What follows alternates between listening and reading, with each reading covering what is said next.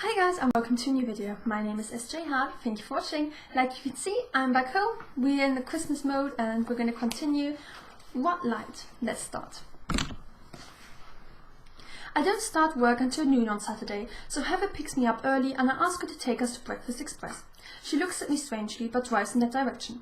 Did you find out if you can go to the parade with us? She asks. It shouldn't be a problem, I say. The whole town goes to that thing. We won't be swamped until after dance. I think about the sad wave Caleb offered when he drove off last night, and the weight on his shoulders that kept him from looking at me. Even if there are reasons not to get involved, I still want to see his truck drive up to the lot again. Devin thinks you should ask Andrew to the parade, Heather says. Now, I know what you're going to say. I'm thankful my eyebrows don't pop out into the dashboard. Did you tell Devin that's a terrible idea? She lifts a shoulder. He thinks you should give him a chance. I'm not saying I agree with him, but Andrew does like you. Well, I completely don't like him. I scrunch down in my seat. Wow, that sounded so mean. Heather pulls up the curb in front of Breakfast Express, a 1950s themed dinner house, and two retired train cars. One car is the diner and the other is the kitchen. Beneath both cars the steel wheels are anchored to actual ways set over splintered wooden ties. Best of all, they serve breakfast. Only breakfast. All day long. Before she turns off the engine, Heather looks past me to the window of the train cars. Look, I wasn't going to say no to this because I know you love coming here. Okay, I say, unsure what that was all about. If you want to go somewhere else. But before we go in, she says, you should know that Caleb works here. She waits for that to sink in and it sinks down like a rock. Oh.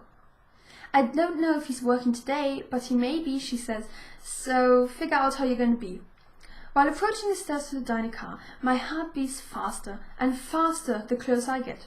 I follow Heather up the steps and she pulls open the red metal door. Vinyl records and photos from old movies and TV shows decorate the walls up to the ceiling. The center aisle is lined on either side with tables that can seat no more than 4 and plastic red cushions flecked with silver sparkles. Only 3 tables are occupied right now. Maybe he won't be here, I say. Maybe it's his day. Before I can finish, the door to the kitchen slides open and Caleb walks through. He's wearing a white button-down shirt, khakis and a paper soda jerk hat. He carries a serving tray with 2 breakfast plates to a table and then sets 1 plate in front of each person. He lowers the tray to his side and then makes his way towards us. After a few steps, he blinks with recognition, his gaze moving between Heather and me. His smile appears cautious, but at least it's there. I stuff my hands into my coat pockets. Caleb, I didn't know you worked here. He grabs 2 menus from a shelf beside Heather, his smile fading. Would you have come if you did? I don't know how to answer. This was her favorite place as a kid, Heather says. It's true, I say. The silver dollar pancakes were my favorite. Caleb starts walking down the aisle. No need to explain. Heather and I follow him to a table at the far end of the car. Like every booth we pass, it has its own rectangular window. On this side, the window looks out onto the street where we pass. It's the best booth in the train, he says. Heather and I slide into the booth on opposite sides of the table. What makes it so great? I ask. It's closest to the kitchen, his smile returns. A fresh pot of coffee will get to you before anyone else. Plus, it makes it easier to chat with people. I know. At that, Heather picks up a menu and starts reading it over. Without looking away, she slides the other menu closer to me. I can't tell if that was meant to look dismissive to Caleb, but I did. If you get bored, I tell him, we'll be here. Caleb looks at Heather as she continues reading her menu. No one speaks for several seconds, and then Caleb concedes and disappears behind the kitchen door. I push Heather's menu to the table. What was that? I'm sure now he thinks you're the one who told me the rumor, but you don't even know if that's true. I don't know how much of it's true, she says. I'm sorry, I just didn't know what to say. I'm worried for you. Why? Because I think he's cute? As far as I know, that's all he's got going for him. But he's interested in you, Sierra. I see him every day at school, and he's never this talkative, and that's fine. But you don't have to be so obviously flirting back when... War. I pull up a hand. First of all, I was not obviously anything. Second, I don't even know him, so there's no reason for you to worry. Heather picks up her menu again, but I can tell she's not reading it. Here's what I do know about Caleb, I say.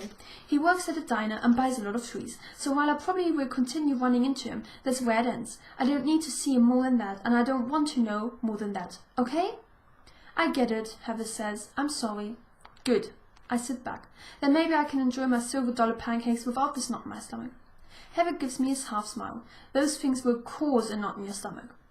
I pick up my menu and look it over. even though I know what I'm getting. This gives me somewhere to look while I'm push the subject further. Besides, whatever did happen, he still tortures himself over it. Heather slaps her menu on the table. You talked to him about it? We didn't have a chance, I say, but his whole body showed it. She looks over at the closed door to the kitchen. When she turns back to me, she presses her palms against her temples. Why are people so complicated? I laugh. Right? It would be so much easier if they were just like us. Okay, before he comes back, Heather says, here's what I know about him, and it's only what I know for sure. No rumours. Perfect. Caleb and I have never been friends, but he's never been anything but nice to me. There must be, or must have been, another side, but I've never seen it. I motion towards her menu. Then don't be so cold, Tim. I'm not trying to be. She leans forward and puts her hand on top of mine. I want you to have fun while you're here, but you can't do that if the guy's carrying more baggage than a jumbo jet. The door slides open and Caleb walks out with a small pad and pencil. He stops behind us. Are you hiring? Heather asks. Caleb puts down his writing tools. Are you looking? No, but Devon needs a job, she says. He refuses to look for one himself, but I know I would spice up his life a little. You're his girlfriend, I say with a laugh. Isn't that your job? Heather kicks me under the table. Or are you trying to get rid of him? Caleb asks. I didn't say that, Heather says a little too fast. Caleb laughs. The less I know, the better, but I'll ask my manager when he gets here. Thank you, Heather says. He turns to me. If you're hoping for hot chocolate, you should know we don't have any candy canes. It might not meet your standards. Coffee's fine, I say, but with tons of cream and sugar. I'll take the hot chocolate, Heather says. Can you add extra marshmallows? Caleb nods. Be right back. Once he's out of earshot, Heather leans forward. Did you hear that? He wants to meet your standards. I lean right back at her. He's a waiter, I say. That's his job. When Caleb returns, he's carrying one ceramic mug topped off with an exaggerated pile of marshmallows. He sets it on the table and a few of them spill out. Don't worry, I'm brewing more coffee, he tells me. The door at the other end of the diner opens. When Caleb looks over to see who walked in, a mix of surprise and happiness appears in his eyes. I turn and see a mum with twin girls, maybe 6 years old, smiling at Caleb. The girls are thin, and both wear hooded sweatshirts tattered at the cuffs and sized big. One of the girls holds up a crayon drawing of a decorated Christmas tree high enough for Caleb to see. I'll be right back, he whispers to us. He walks over to the girls and is presented with the drawing. It's beautiful. Thank you. It's like the tree you gave us, one of the girls says. It's all decorated now, the other one tells him. It looks just like this. Caleb looks closely at the picture. They don't remember the last time they had a tree, the mum says. She adjusts the purse strap on her shoulder. I barely remember getting one myself. And when they got home from school, their faces, they just... Thank you for this, Caleb says. He brings the drawing closer to his chest. But it was my pleasure. The mum takes a deep breath. The girls wanted to thank you in person. We said a prayer for you, one girl said. Caleb slightly bows his head towards the girl. That means a lot. When we called the food bank, the man said you do this on your own, the mum said. He told us you worked here and probably wouldn't mind if we stopped by. Well, he was right about that. In fact, Caleb steps aside and points to the nearest table. Would you like some hot chocolates? The girls cheer, but the mum says, we can't stay. I put them in to-go cups, Caleb says. When the mum doesn't decline, he begins walking in our direction and I turn back to Heather.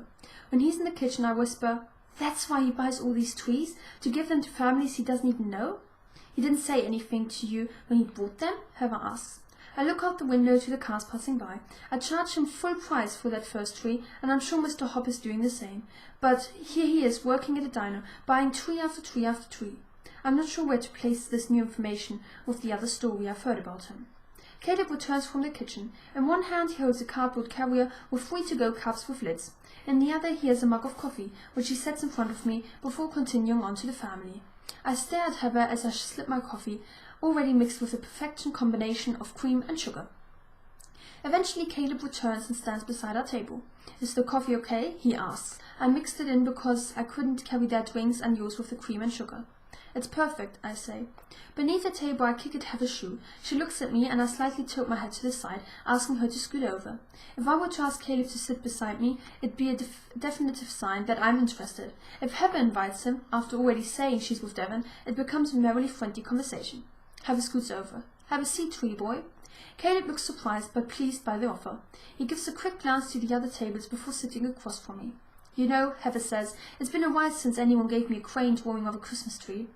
I was not expecting that, Caleb says. He sets the drawing in the middle of the table, turning it so it faces me. It's really good, isn't it? I admire the tree and then look at him. He's still looking down at the drawing. You, Caleb, are a man of multitudes, I say. Without taking the eyes off the drawing, he says, I need to point out that you used multitude in the sentence. It's not the first time, Heather says. Caleb looks at her. She may be the first person in this diner to ever use it. You, both of you, are ridiculous, I say. Heather, tell him you've used per use in a sentence before. It's 2 syllables. Of course She stops herself and looks at Caleb. No, actually, I probably never have. Caleb and Heather bump fists. I reach over and snatch that silly-looking soda jerk that formed Caleb's head. And you should use more interesting words, sir, and buy yourself a calm. He holds out his hand. My hat, please? Or the next time I buy a tree, I'm paying for it all in $1 bills, each one turned in a different direction. Fine, I say, still holding his hat out of reach. Caleb stands up, his hand out for his hat, and eventually give it back. He perches the completely uncool thing back on his head. If you do come for a tree, don't expect any drawings, I say. But I work from noon to 8 today. Heather stares at me, a half-smile appearing on her face. When Caleb leaves to check on the other customers, she says, You basically just asked him to stop by. I know, I say, lifting my mug. That was me obviously flirting. I get to work an hour before Mum thought I would be needed, which is a good thing. The lot is busy and a flatbed truck full of replenishing trees from the farm arrived early. With my work gloves on, I climb up the ladder at the back of the truck. I step carefully onto the top layers of trees, all netted and laid sideways, one on top of the other, their wet needles brushing against the bottom of my trousers. It must have rained for a good part of the trip, giving the trees a smell that close to home. 2 more workers join me up here, moving their feet as little as possible to keep the branches from snapping. I lace my fingers into the netting of a tree, bend my knees and slide it over the edge of the truck so another worker can grab it and carry it to a growing stack behind the big top. Andrew takes the next tree. I lower and, rather than carry it to the big top himself, he passes it off to someone else. We got this, he shouts up to me, clapping his hands twice. I almost tell him we aren't in a race, but Dad drops his hand on Andrew's shoulder. The outhouses need restocking pronto, he says, and let me know if you think they need deeper cleaning. That decision's up to you. When my muscles start to tire, I take a moment to stretch my back and catch my breath. Even when exhausted, it's easy to keep a smile going on the lot. I look out at the customers moving through our trees, the joy on their faces evident even from way up here. I've been surrounded by these sights my entire life. Now I realize that the only people I'm seeing are the ones who will have a tree for Christmas. The people I don't see are the families who can't afford a tree, even if they want one. Those are the people Caleb brings our trees to. I put my hands on my hips and twist in both directions. Beyond our lot, beyond the last house in the city, Cardinal Peak rises into the cloudless pale blue sky. Near the top of that hill are my trees, indistinguishable from here. Dad climbs the ladder to help me slide more trees down to the workers. After lowering a few, he looks at me with his hands on his knees. Did I react too strongly with Andrew? He asks. Don't worry, I say. He knows I'm not interested. Dad lowers another tree, a delighted smile on his face. I look out over the workers on the lot. I think everyone here knows I'm off limits. He stands up and wipes his wet hands on his jeans. Honey, I don't think we put too many restrictions on you. Do you? Not at home. I sent down another tree. But here? I don't think you'd be too comfortable with me seeing anyone. He grips another tree, but then stops to look at me and doesn't pass it over the side. It's because I know how easy it can be to fall for someone in a very short time. Trust me, leaving like this is not easy. I lower 2 more trees and then notice he's still looking at me. Okay, I say, I understand. With the trees finally unloaded, Dad takes off his gloves and shoves them back into his back pocket. He heads to the trailer for a short nap, and I walk towards the big top to help bring up customers. I pull back my hair to wrap it into a bun when I see, standing at the counter, Caleb in his street clothes. I let my hair fall to my shoulders and scrape a few strands forward. I pass him by as I head to the counter. Back again, making someone else's Christmas bride? He smiles. It's what I do. I nod for him to follow me to the drink station. Next to my Easter mug, I set a paper cup for him, and then I tear open a packet of hot chocolate. So tell me, what made you start doing this with the trees? It's a long story, he says, and his smile falters a bit. If you take the simple version, Christmas was always a big deal in my family. I know his sister doesn't live with him anymore. Maybe that's part of the non-short story. I hand him his cup of hot chocolate with a candy cane stirrer. His dimple reappears when he sees my Easter mug, and we both take a sip while looking at each other. My parents would let my sister and me buy whatever tree we wanted, he says. They'd invite friends over and we'd all decorate the house. We'd cook a pot of chili and afterwards we'd all go caroling. Sounds really cheesy, right? I point to the flocked trees around us. My family survives on cheesy Christmas traditions. But that doesn't explain why you buy them for other people. He takes another sip. My church does this big necessity drive during the holidays, he says. We collect things like coats and toothbrushes for families that need them. It's great, but sometimes it's nice to give people what they want instead of only the necessities. I can appreciate that, I say. He blows steam from the surface of his drink. My family doesn't do the holidays like we used to. We put up a tree, but that's about it. I want to ask why, but I'm sure that's also part of the non-simple version. Long story short, I took the job at Breakfast Express and realized I could spend my tips on families who wanted a Christmas tree, but couldn't afford it. He stirs the peppermint stick. I guess if I earned more tips, you'd see even more of me. I zip up a small marshmallow and lick it from my lips. Maybe you should put out a separate tip jar, I say. Draw a little tree on it and have a note saying what the money's for. I thought about that, he says, but I like using my money. I'd feel bad if that extra tips somehow got took away from a charity that gives people what they actually need. I set my mug on the counter and point at his hair. Speaking of things people need, don't move. I run behind the counter for a small paper bag. I hold it on Caleb and his eyebrows raise. He takes the bag, looks inside and laughs so hard when he pulls out the purple comb I picked up for him at the pharmacy. It's time to start tackling those claws, I say. He slides the comb into his back pocket and thanks me. Before I can explain that the comb is first supposed to go through his hair, the Richardson family walks into the big top. I was wondering when you'd showed up. I give both Mr. and Mrs. Richardson hugs. Aren't you normally day after Thanksgiving tree buyers? The Richardsons are a family of 8 who have been buying the trees from us since they only had 2 children. Every year they bring us a tin of home-baked cookies and chat with me while their kids spike over which tree is the most perfect. Today their kids all say hi to me and then run out start to look. There was car trouble on the way to New Mexico, Mr. Richardson says. We spent Thanksgiving in a motel room waiting for Fanbo to arrive. Thank you. God, they have had a pool there for the kids. If they wouldn't, the kids would have killed each other. Mrs. Richardson hands me this year's blue snowflake-covered cookie tin. We tried a new recipe this year. We found it online and everyone swears it's delicious. I pull off the lid and pick out a slightly misshapen snowman cookie that has a ton of frosting and sprinkles. Caleb's leaning in, so I offer him the tin, and he takes a mutated reindeer with buck teeth. The younger kids helped out this year, Mr. Richardson says, which you could probably tell. I moan around the first bite. Oh my, yum yum, these are delicious. Enjoy them now, Mrs. Richardson says, because next year I'm going back to the Pillsbury version. Caleb catches a crumb falling from his lips. These are amazing. A lady at work says we should try some peppermint bark, Mr. Richardson says. She says even the kids can't mess it up. He tries to reach into my tin for a cookie, but Mrs. Richardson grabs his elbow and pulls him back. Caleb snags another cookie and I shoot him a look. Excuse me, you have now exceeded your allotment. I know he would love to tease me for saying allotment, and it's fun to watch him struggle, but he would rather eat the cookie. Eat all you want, Mrs. Richardson says. I can give you and your boyfriend the recipe and... Mr. Richardson touches his wife's arm at the word boyfriend. I smile at him to let him know it's okay. Besides, one of their children is now screaming outside. Mrs. Richardson sighs. It's been lovely seeing you again, Sierra. Mr. Richardson nods as us both before leaving. Once outside, he shouts, Santa sees you, Nathan. Caleb steals another cookie and pops it into his mouth. I point at him. Santa sees you, Caleb. He holds his hand up innocently and walks to the drink station for a napkin, which he scrubs around his mouth. You should come with me on tonight's tree run, he says. I nearly choke on my cookie, mid-swallow. He tosses the crumpled napkin into the green plastic trash can. You don't have to if... I'd love to, I say, but I work tonight. He looks at me in the eyes, his expression shallow. You don't have to make excuses, Sierra. Just be straight with me. I strut towards him. I work until 8. I told you that, remember? Is he always this defensive? He bites his top lip and faces outside. I know, there are just things we should talk about, he says, but not yet, okay? Just if you can, don't believe everything you hear. I will go with you another day, Caleb, all right?